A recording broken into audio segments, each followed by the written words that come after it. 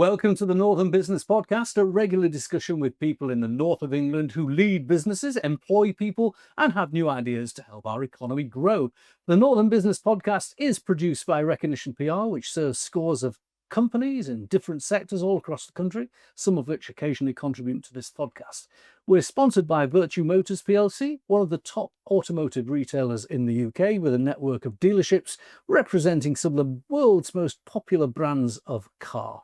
I'm Graham Robb, and today's episode we are recognising International Women's Day, which happened earlier this week, and we have an all-female guest panel. We've got Pamela Petty, founder of Entreprensing.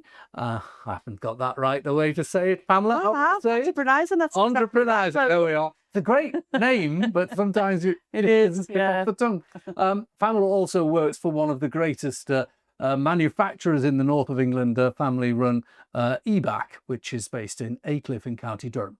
Jo Davies is managing director at HR ALCHEMY, and she's coming to join us from Yarm in Teesside. And down the line in Manchester, we've got Liv Conlon, who's the founder and CEO of ThePropertyStagers. So welcome, everybody. I'm going to start down the line, if you don't mind, and start with you, Liz, for a starter for 10. Tell us, what is PropertyStagers? Oh, so yeah, I started my staging company 10 years ago when I was 16. And what we do is that we take empty, vacant properties that are on the market for sale, and we furnish and style them. So we stage over about 400 properties UK-wide. And when you stage your property, it looks like a show home, it gets a higher offer, more viewers, and it sells quicker. I would recommend people watch your website if there's any thought that they're going to rent a property out or sell a property, because it certainly gives it that extra special sense of being a nice place to buy. You talk about 10 years in business. How many properties do you think you've staged in that time? Oh, well, probably for about the last 7 to 8 years, we've staged around 300 to 500. So don't put my maths on the spot, but over several thousand. Well done. So yeah, it's been a journey, and it's a big business. It's a lot of logistics, but we just love it. What's the kind of cost involved? I tried to look at it on your website, but you wanted me to put my property on the market, but I'm not ready to move, so I didn't. Yeah, rule of thumb, people usually say 1% of the property price. It doesn't quite work like that in the UK. That's a very sort of US model. But if you kind of think like that, and usually it's a little bit less, and that's kind of good, like a good guide. Does the property have to be empty for you to stage it? It doesn't have to be. We prefer it when it is, because then we can have like our complete mark on it. But we do work with homeowners as well who have existing furniture. And sometimes those transformations are even more exciting, because you can see it go from their home to now this like showpiece that's now on the market for other people to view. You suddenly turn around and you think, I don't want to move. Yeah. Pamela, you've probably sold a house in the past. I'm sure you have. What would you ever think of selling a house using this staging? I probably would, and we actually we've got rental houses as well. So my husband has rental houses, really. So yeah, it's I've seen them on the television. In America, I think, is sort of more well known for it. I didn't know that it was a thing here, to be honest. So I was also interested in looking at Liv's website that for people who are maybe a little less involved in the rental of property, they may have an accidental property inherited from mum or dad or something like that, they'll go in and furnish it all and charge to get that done. Is that right? Said on your website you build your own furniture. Yeah, we manufacture our own furniture in Manchester. So we do it for staging properties for sale. But then also, if you're going to list like a property on Airbnb, like we'll come in, we'll fully furnish it, and then you can rent it out the next day. Right. That's a very interesting business. And you've won awards for this. Just tell us a little bit about how you've been recognised.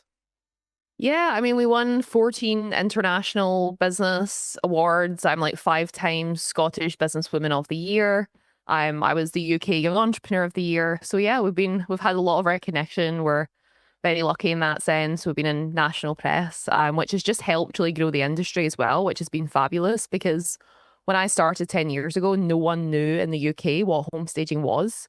Whereas now, like, we've still got a way to go, but so many more people now know what it is. Let's talk to Pamela and Joe about what they're doing in business. Now, Pamela, you've got two strings to your bow because you're helping a manufacturing firm get through all the manufacturing obstacles there are in the country following COVID, but you're also running a small consultancy. Yeah. I mean, interestingly, I think there's a conversation to be had about dehumidifiers. Yes. Yes. Yeah. Pamela's firm makes domestic dehumidifiers.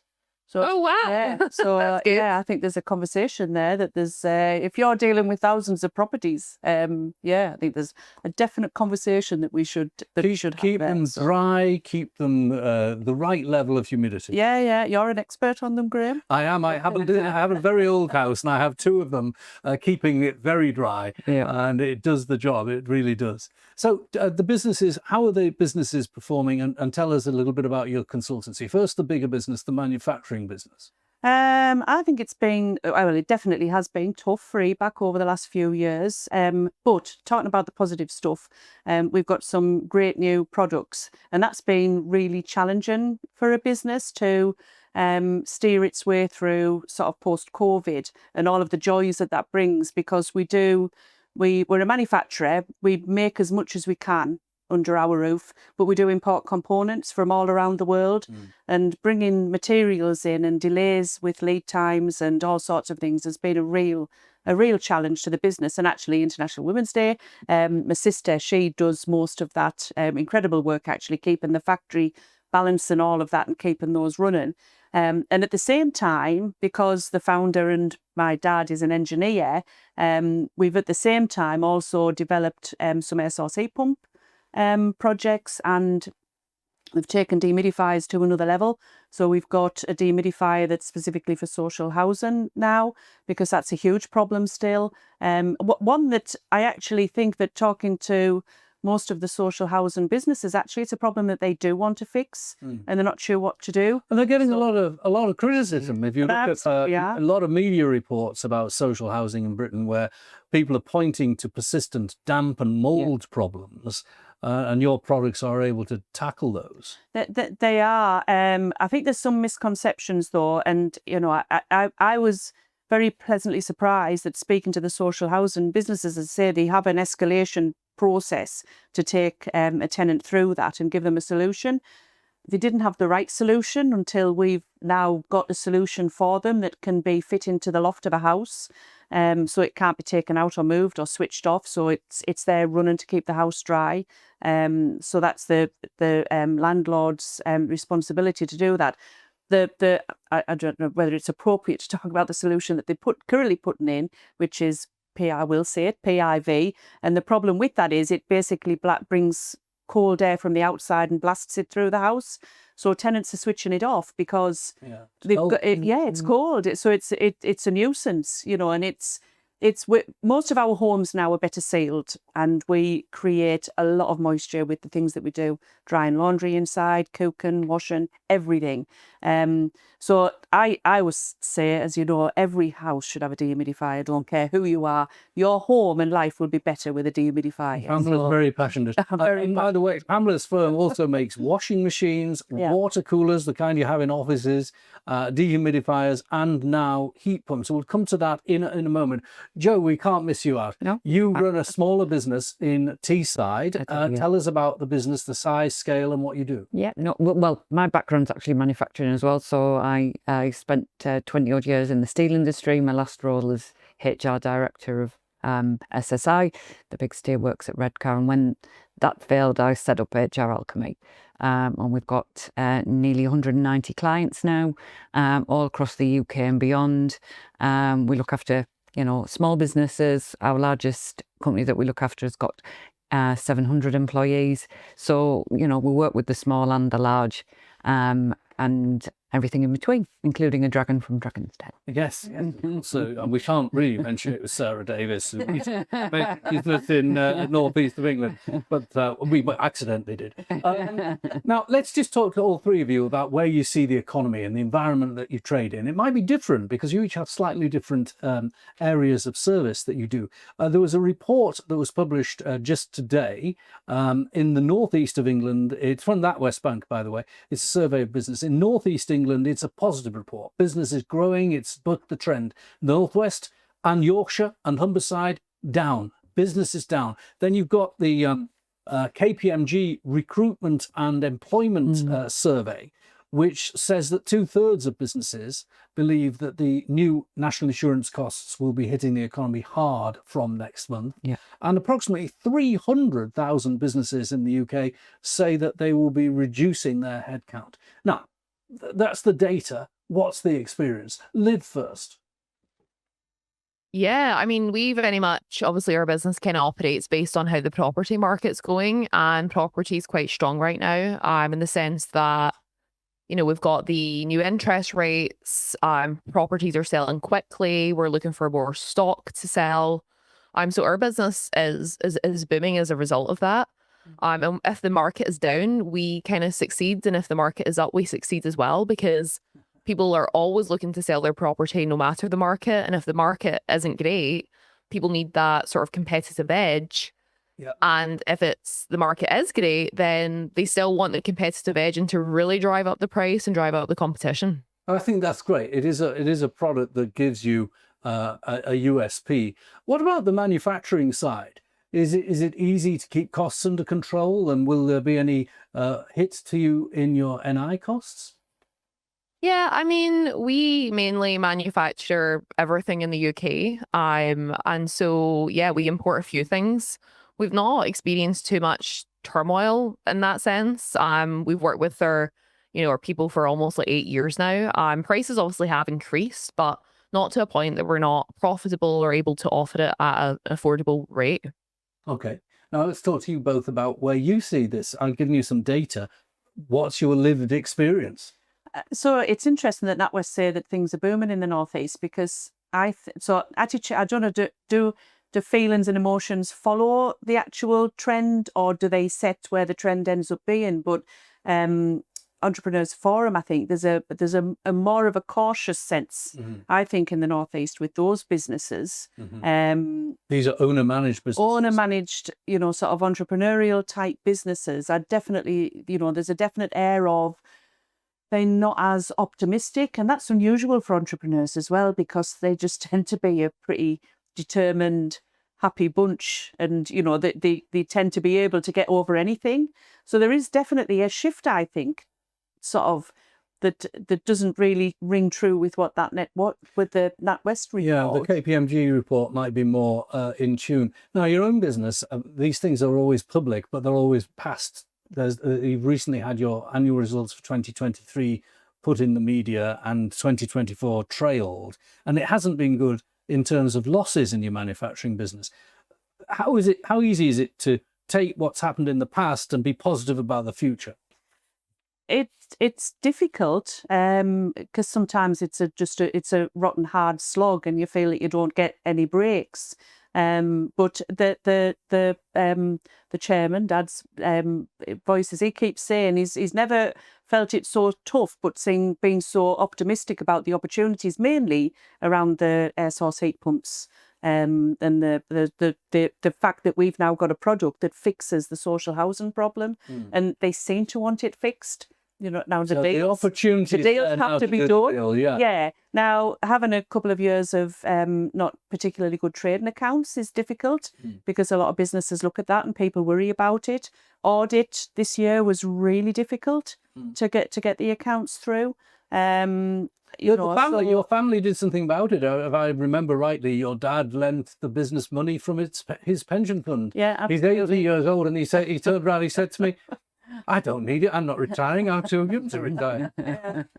Yeah, we're getting them sent away in the white cart soon. But yes, we have actually had the family have sort of held the business up financially over the last couple of years. So it's sort of working against us now, because the accounts don't look that brilliant when you've got family money in there. But you put your money where your mouth is. Well, absolutely, and it's a business pretty much as old as I am, so and it's 50 years not out, and that's it. We want to be there for another 50 years.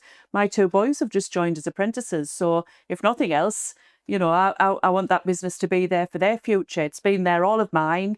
Dad founded it, so But yeah, it's difficult. And of course, it's been news really. Our 2023 accounts are filed and people are asking questions about them. And hey, it's March 2025. It's like, well, we're still here. Here we are. We're still free. Yeah, exactly. It is old news, but that's you've just got to be prepared to deal with those things. I think lack of funding is probably our biggest obstacle. And funding, when it comes to funding, Liv, I'm going to bring you in a minute, Joe, promise you. But Liv, you've obviously had to fund your business, particularly this manufacturing side. How did you get that done? Did it come from organic growth and profits? Yeah, I mean, we've never taken investment, so we're fully self-funded. And it's just with the business model that we built. So when a client pays us, obviously we now have over 40 kits of furniture. But originally a client would pay me, I'd use that money to buy the kit of furniture, stage the property. They would only rent the furniture from me. So when I got my second client, I would then be able to place that furniture, and it was pretty much 90% profit. So we just funded the business again and again and again like that until we built up our stock. And yeah, we've never taken investment. I want to ask you a quick question about your age, because you were explaining you're in your mid-20s now and you started from school. I know Pamela's very keen on this point, and that is that enterprise, or the ability to teach and encourage enterprise in the school age, isn't universally understood by the education system. How did you manage to become an enterprising individual and turn your back on A levels and degrees and so on? Yeah, I mean, it was challenging because my school wasn't supportive of it. So I had really good grades and they wanted me to go on and do, science or become a lawyer or something like that. And I actually got told, when I told the careers office that I was leaving school at 16, they said, like, you're ruining your life. And under 2 years, I generated like a £1 million business. Wow. But my mom was very supportive. She was self-employed, so she was always sort of my inspiration, and she was very encouraging. And then in 2 years, she left her own business to join mine, and she's still with me 8 years later. So, Pamela, what's your view on this? Because you're on the board of colleges and all sorts. Yes, yeah, and I think that I think first of all, teachers have only ever known education. So I think it's really difficult for them to try and inspire anything. But so my challenge to you would be to get back into that school and talk to, the sort of students that are in there now, and actually show them that there is a different, because I'm not against the world of academia. And it is a route into certain careers. You're right. If you wanted to be a scientist or an accountant or a solicitor, there is an obvious route there. But yeah, I'm really the to go into schools and talk to them. The problem is schools worry about me going in and talking to them, because I tend to, it's not that I discourage students from going A levels in university, but I think that you've got to show them all the possibilities and what the routes are, because we sort of, to say that you're going to ruin your life, like, it's quite a dramatic statement, isn't it? But I hear it so often. We had a school come into the factory, and the teacher said to the children, you need to stick in hard. There's a good old northern phrase for you. Stick in hard and get your exam results, otherwise you'll end up working in a place like this. Oh, it's brilliant. Unbelievable. I've been back into my own school, and I actually have a charity called Too Big for Your Boots, which is the name of my first book. Right. And that's what we do. We go into schools, we host events, Brilliant. and we encourage young people to go into entrepreneurship rather than employment or university. Well, I think, Liv, it's very interesting. Well, a friend of mine, and one of my firm's clients is Duncan Ballantyne, a fellow Glaswegian. He left school early, and he always says that, education needs to gear up to encourage youngsters to take on alternative paths. And so he's definitely fallen endorsing your route. Let's talk to Joe. Joe, what is your feeling about where the economy is, and how are your business is prospering or not? What difficulties? With us, with HR, we tend to look after firms, when things are going really well, but also when things are not so well, because, if you're restructuring, redundancies, that's where you need, your friendly HR person to prop you up. So, business-wise, everything's, surprisingly, dark times like COVID were actually boom times for us, because people wanted to understand furlough, understand all The of advice was the all advice about was it, really key at that time. But a lot of our clients, we're seeing an upsurge definitely in clients wanting to look at restructuring, hand-holding for redundancies and helping them through times that, you know, probably 12 months ago, we're not considering, but there's a nervousness for sure. National insurance, I think, you know, obviously more immediate, but I think further down the line there's a nervousness about maybe changes in the employment rights bill. There's nervousness about, you know, what's going on in America. So there's lots of things happening that are making clients a little bit unsettled. The employment rights bill for a small employer, and I'm a small employer, it does cause a little anxiety because, you know, one feels that, you know, my team are a family and you want to bring them in, but you protect the ship, not the sailors. And, you know, it's difficult to make hard-headed decisions when the law is between you and the decisions as well as the parties. Yeah. I mean, we're still not fully aware of what the content will be. There's lots being leaked to the press at the moment. I had to send a newsletter out to my clients recently just to say, look, just let's kind of keep calm because actually we don't know the detail yet. And if it does come in the way that it's being discussed, then we've got a bit of time to prepare. It's not going to be till autumn 26. So, but I think it's just that backcloth of we're dealing with national insurance increases, then what is to come. And, you know, the world's a bit of a crazy place at the minute as well. So, without friends over the pond, so it's kind of a balance on the back of business, though. I mean, the NI rise is £25 billion, Yes. and the cost of the employment rights bill, according to the government estimates, is £5 billion. That's 30 billion, you know, a billion here, a billion there, and then we'll be talking real money. Liv, what do you think about that? How many people do you employ?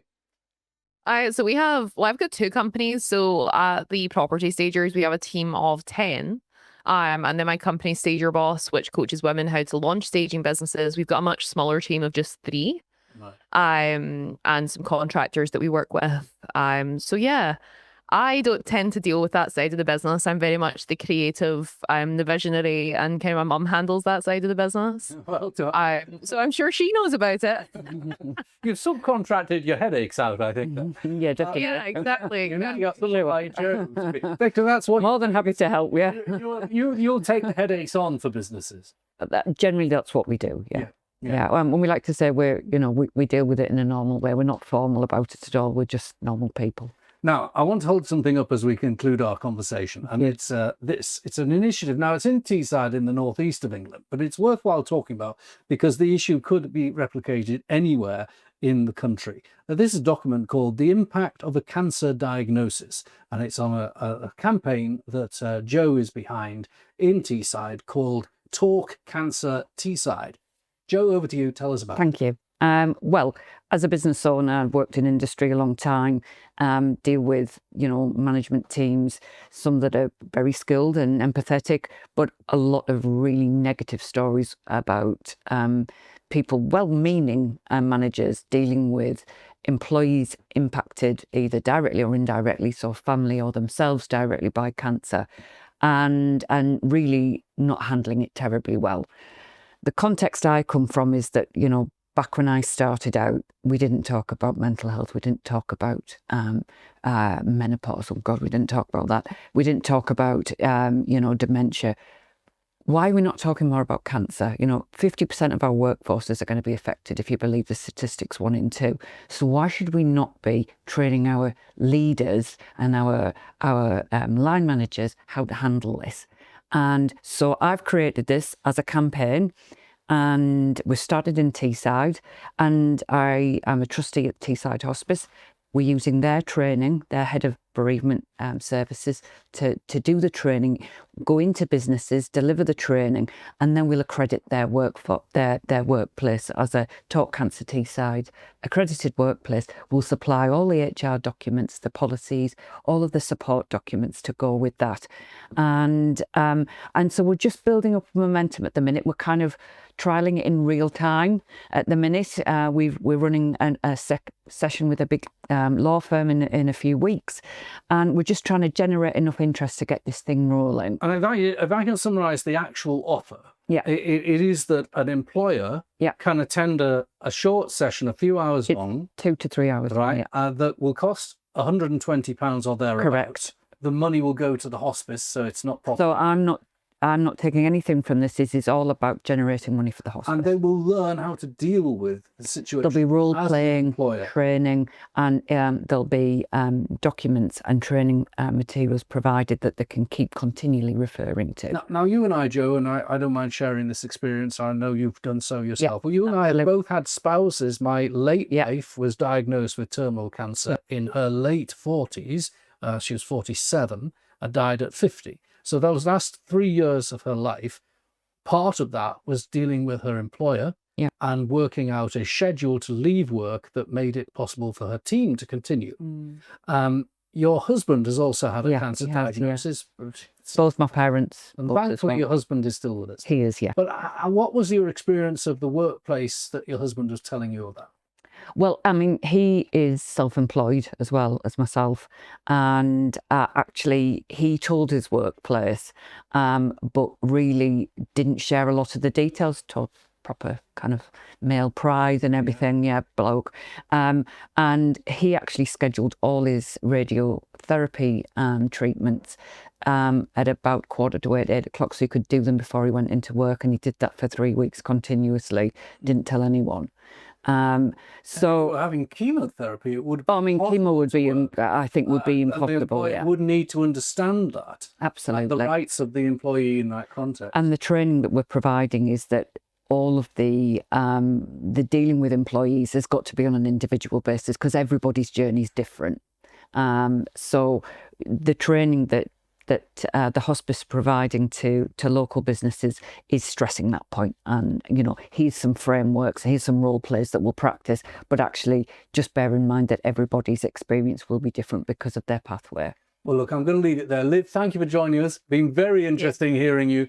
Pamela, some very wise words as usual. And thank you, Joe, for what you're doing. No problem. Now, if you want to join us as a guest on the Northern Business Podcast, feel free to get in touch. Use LinkedIn to get in touch with me, Graham Robb, or Recognition PR. Thanks to our podcast producer, Alex Dryden, and our technical operator, Robin Campbell. Join us next time for the Northern Business Podcast. Don't miss an episode. Subscribe and rate us on YouTube or wherever you get your podcasts.